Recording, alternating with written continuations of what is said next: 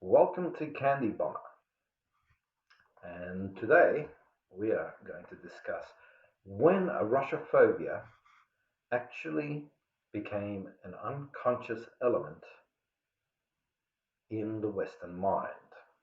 I'd like to remind you to like and subscribe to this channel if you'd like the content that I am producing.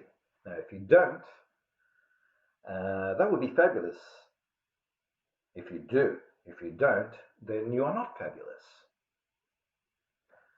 And this channel is about, of course, the current affairs of humanity across the planet, and every day, the past, the present, and the future. We are discussing the Russia as the unconscious empire. Beddoe and Voltaire compared to Rousseau and Diderot consider Peter the Great a true civilizing Alexander the Great, of course.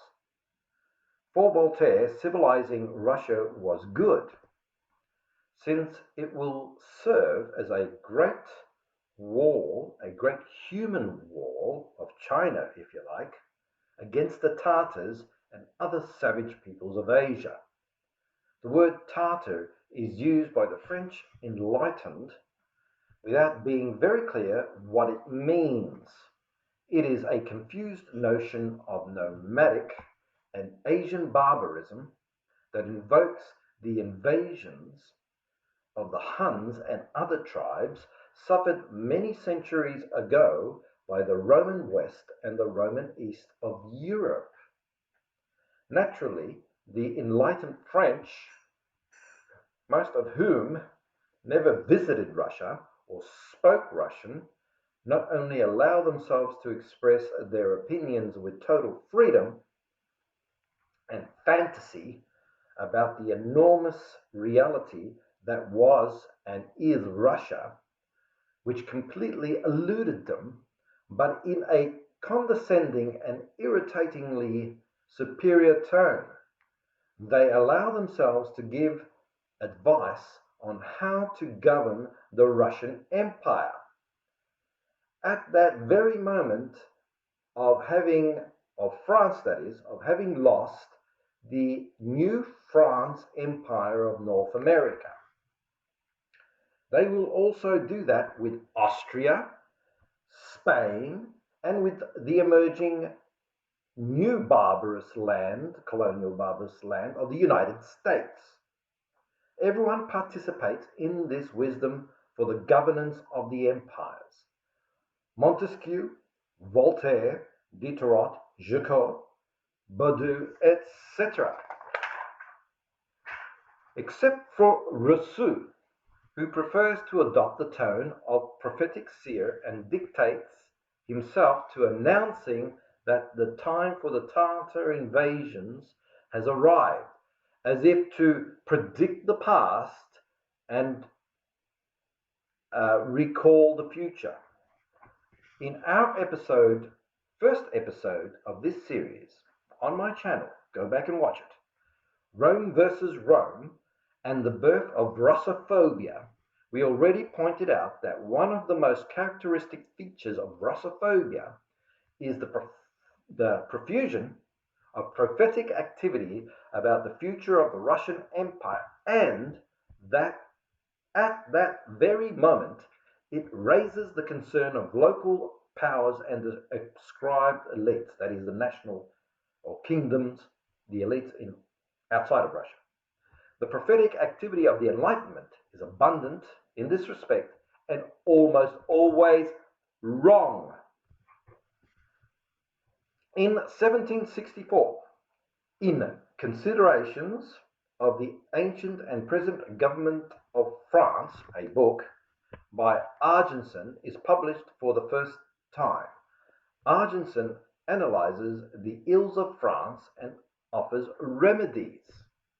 Now, René Louis de Vouilleux de Poulmy, Marquis d'Argenson, French Minister of Foreign Affairs under King Louis XV from 1744 to 1747. The tone is much less dramatic and more friendly towards France. After all, what serious problem does France have? The land of the enlightened. Let's have a look. She has just lost an empire in North America and is financially bankrupt.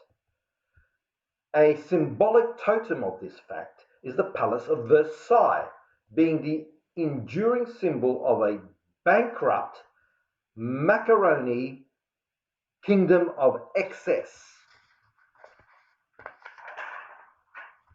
About the long-established empire of Spain, for instance, or the New World nation of the United States, Angensen offers harsh remedies for a very serious illness, almost the terminally ill, who is dying in the middle of convulsions, while Argenson and his colleagues offer France's dire situation a go to bed early and sleep it off, as if it were a cold that should not get worse, but nothing serious to worry about.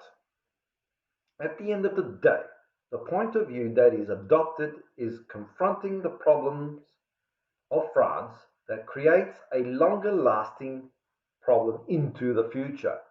The French elites do not rent their clothes and tear their hair in the public square, no matter how serious the situation of France is. This is a virtue, to be clear. This is a virtue of the French that holds to today, to their credit. I very much admire this about the French, right? Only the French are allowed to criticize the French, and even then, they're always optimistic about the future. Pity so many other nations do not do this. To you. The surprising thing is that Argenson is not only without criticism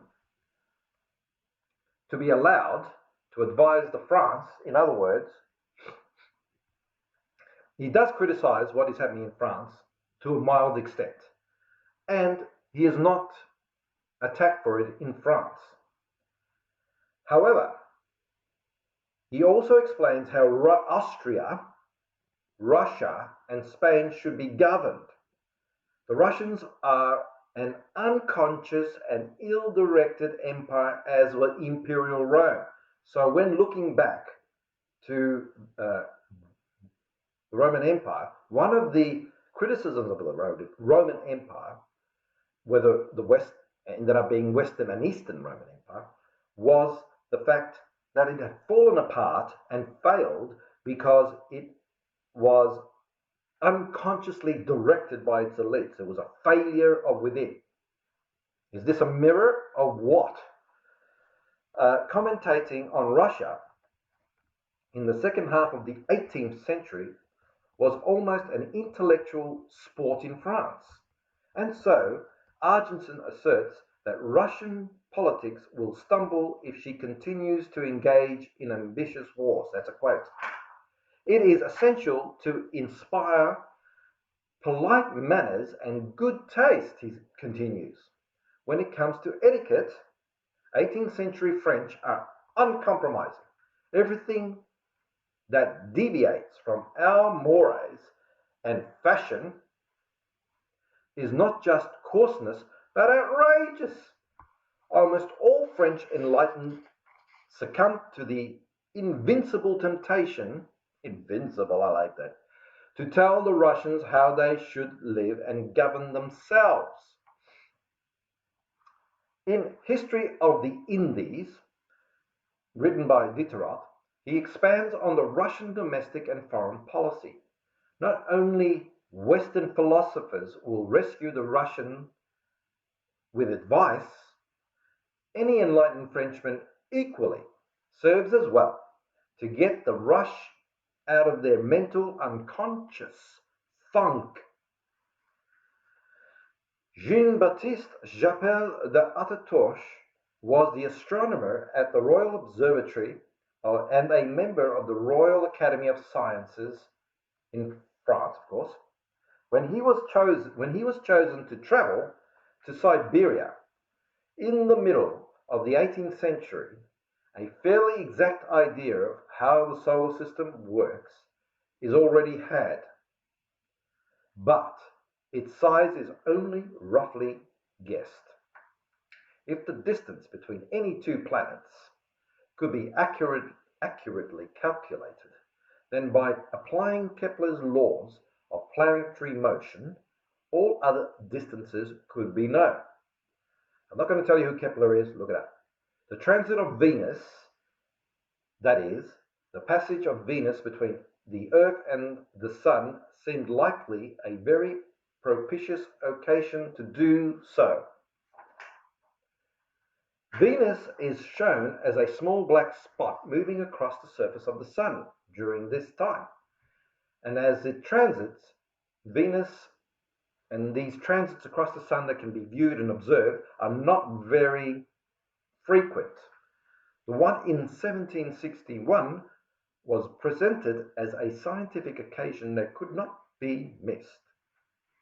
Why is this important? At this time, Europe was one of in its cyclical tribal wars, just as it is now. The 7 Years' Wars, a catastrophic war. In fact, more catastrophic than what is happening now. But the European nations decided that as a collective that the work of the astronomers had to be respected and given safe conduits and protection so that they could travel safely to do this job. It was about getting as many measurements as possible and from the most distant places on the planet. The international effort to coordinate all the measurements was enormous at this time. European wars have always had this air of neighbors' backyard fence brawls, who fight over the ropes and imagined ladders that had been lent to each other, but in fact it had been a leaf blower that was lent and forgotten about. But this does not prevent and must not prevent knowing the distances within the solar system. It's absurdly funny and cool at the same time. Atarosh had to go to Tobolsk in Siberia. A cordon of Cossacks were assigned to him by the Tsar himself, made sure that he was not disturbed while he was making his measurements. This Atatosh, not the Tsar. Because the peasants did not quite understand what the purposes of the foreign armed with all these strange instruments were. So he didn't want him being harassed to do his job. So he had this detachment of Cossacks to protect him and keep him in comfort. It has to be said, Atarosh did not speak a word of Russian. The devotion of the Cossacks and the help of the Russian authorities, however, did not arouse in Mr. Chapelle de Atarosh neither sympathy nor gratitude. The astronomer remained in Russia until 1763, and the result of this adventure was in the French fashion, a travel book, surprise, which was called Journey to Siberia, made and published in 1761. The text did not please the Russians, and an anonymous short booklet entitled Antidote for the Examination of the magnificently printed false book entitled Journey in Siberia soon circulated. The authorship was attributed to Catherine the Great herself, but it seems more likely that it was Count Andrei Petrovich Shuvalov, at one time a lover of the Russian French Empress herself. Count Andrei Petrovich Shuvalov, born in 1743, who spent most of his life abroad conversing with Voltaire himself and writing libertarian verses in French. The true author of Catherine II's celebrated letters to the French encyclopedias was he, and this forms part of that. The booklet appeared anonymously in Amsterdam in 1770, and Shuvalov shows in it an admirable sense of humor, a Russian version of that cheerful contempt that comes with confidence and wit of an emerging world power. You can see that in the United States in the late 19th and early 20th century, that same cheerful contempt of wit and confidence. Shuvalov comes to say that perhaps it would be convenient to let the Russians govern their empire in their own way. You would think, especially if the recommendations come from those who do not know how to face thousands of square kilometers below zero and manage them to productive effect. To the French academic mind, as a good unconscious empire that Russia was, the Russian does not know very well what he is doing.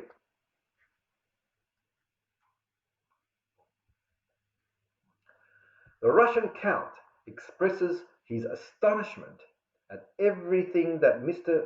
Oterosh claims to know, and fails to understand how he has been able to see so much travelling by mail. What do we mean by this? That is, without leaving the regular main stagecoach lines. So the mail travelled on stagecoaches between towns and cities on very specific highways. They did not deviate. One of the greatest surprises of the Count, expressing with great irony, is the large number of amendments on the determination of heights of peaks of mountains and hills in the maps of Russia that Oterosh makes, both in places that he has passed through and in others that he has not. Therefore, he gave the position and heights of those peaks and mountains he saw and those adjacent that he did not. It is enough to be an enlightened French Academy member to make him believe effectively what all topography is and what it is not without measure or measurement.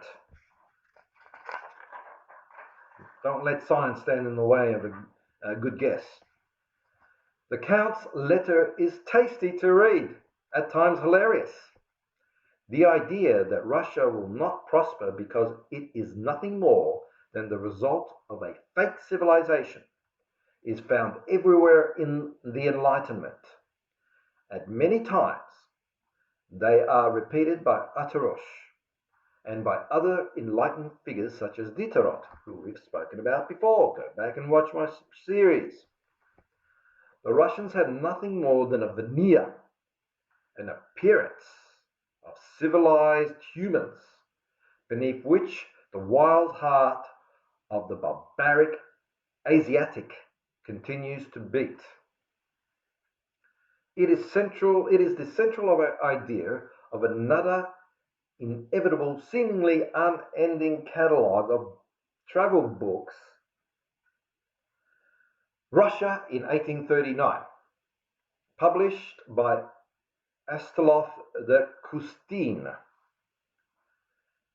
Astolph, I believe it is, Louis Leonor, Marquis de Custine, was a French aristocrat and writer who was best known for his travel writings. In particular, his account of his visit to Russia, called, or named, or titled, La Russe in 1839, Russia in 1939. This work documents not only Custine's travels through the Russian Empire, but also the social fabric and economy and way of life during the reign of Tsar Nicholas the First, whom out of sheer prejudice, Heinrich Heine, by the by, Christian Johann Heinrich Heine was a German poet. Why does he matter? He's a writer and literary critic. His radical political views led to many of his works being banned by German authorities, which, however, only added to his fame of the time. He spent the last 25 years of his life as an expatriate in Paris. This is why he matters. He has an objective point of view coming from another kingdom country, if you like. However, he is extremely prejudiced. And with extreme prejudice, Heinrich Heine called Custine half a man of letters. Why? Because of his homosexual condition and the mediocre nature of his art, that is, Custine's art. So this is the pettiness of how academics in mind with B-grade celebrity status have always acted. Custine's travel books were a huge success, however. Countless pirated and abridged editions of the book were made. Hundreds of thousands of copies were sold at the time since then.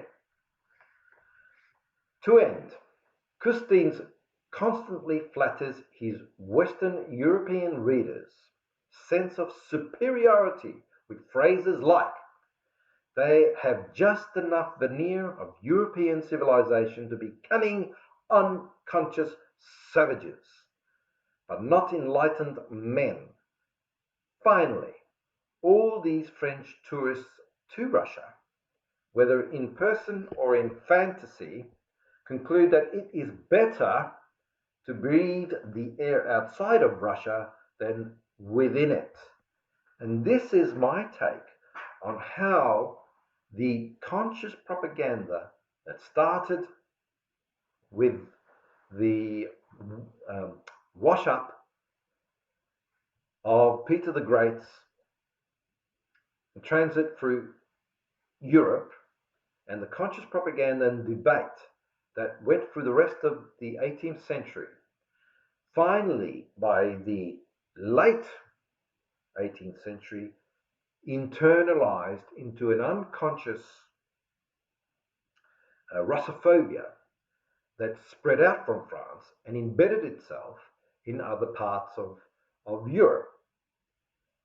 This became an unconscious mirror as well for failure, so that in the case of France, their failures were projected onto upcoming empires of the United States, which at the time was full of potential, and Russia and the old established Spanish Empire as well, not to mention Austria, which was always the Austrian-Hungarian Empire, if we know. So this we can see as an example of how unconscious it finally became embedded before the French Revolution, which will be a topic for the next episode. So I'm glad you came round. Hope you had a cup of tea and coffee ready. Very nice, freshly brewed. And to continue our series on the historic centuries-old Russophobia. If you have missed any of the episodes, they are all logical and rational, and they start at the start. So I hope you enjoyed them. Next time we'll be dealing with Napoleon and further on into the 19th century. Thank you for coming by. Thank you for enjoying it. Subscribe, press that like button. Do me a favor, do yourself a favor. Nobody's going to be talking about this in this way. It's very tangential, right? There are people who are going to talk about Russophobia and they're all, history channels, etc. That's great. But as you can see, I take a different tact And if you enjoy that, please keep following and please like.